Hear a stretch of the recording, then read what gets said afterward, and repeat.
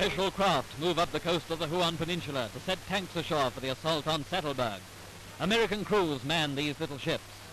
Satelberg mission is 3,200 feet above Finschhaven and dominate hill, because a ford that stops a jeep is certainly no ford.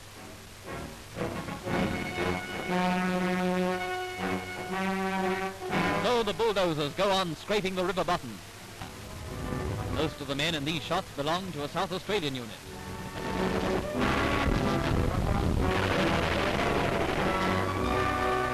Jap anti-tank weapons were not effective against the heavily armoured Matildas, and we lost no tanks.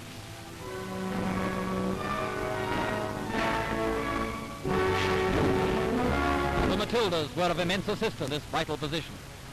The tank is firing on the Japs, just over the rise, while the troops wait to assault the positions once they've been softened up.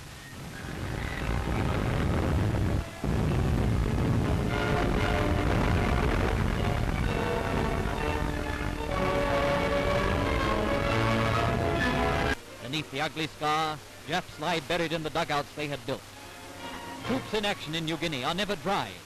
They are...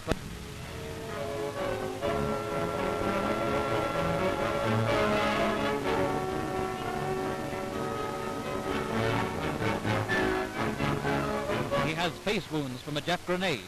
Cobbers examine him for additional splinters.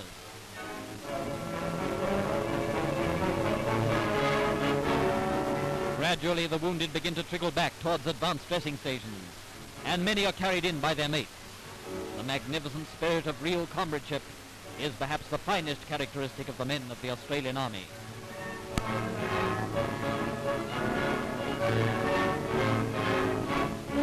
The final approach to Satelberg is up a steep clay hillside made treacherous by soaking rains.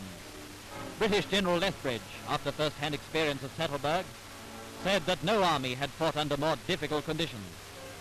Shrouded in mountain gesture is that of a pioneer company which was cut off from the main body for days. RAAF lads dropped supplies and kept them alive. So they present the airmen with their own hard-won souvenirs. Jap swords, flags and a bugle. Sergeant Tom Derrick, DCM of South Australia, who knocked out a machine gun nest holding up our advance, tells his story to war correspondents. Satelberg mission station Finschhaven is 3,000 feet below, near the neck of land center screen. Sacrifice of the troops, characteristic of the AIF wherever it fights.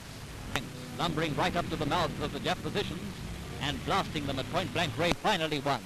The Japs are in full retreat towards Boreo, closely pursued by the Australians. The bombers haven't left much of the mission. Both the AIF base and air routed out of their almost impregnable defences on the precipitous slopes. The Finschhaven base is not safe. Direct infantry assault would undoubtedly mean heavy casualties. But with the Matilda 28 tons, almost yard by yard the jungle is cleared of Japanese. Many of the defenders remain and vehicles can cross. Apparently there's plenty to do not long before the troops can cross on foot. The Japanese on the steep approaches to Satelberg are entrenched in deep dugouts. The casualty rate will be sharply lowered. When the tank rounds that bend, it will come under direct enemy fire.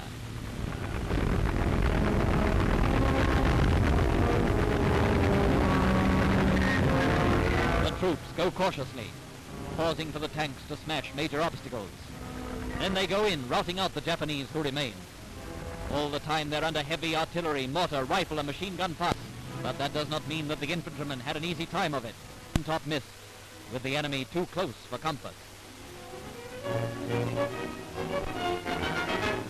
Aerial bombs tore at the hillside, causing a virtually saturated with perspiration. And it rains in tropical deluges every day. Satelberg is ours, and quiet falls again over the tiny loose. Natives return to their own country now that the white masters are back. Men, women, kids and dogs. They're mission natives, which explains the women's 1943 dress fashion.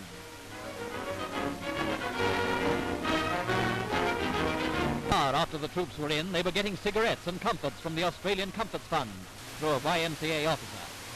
Fin mission. But there must be much more sacrifice and suffering before peace comes to it again.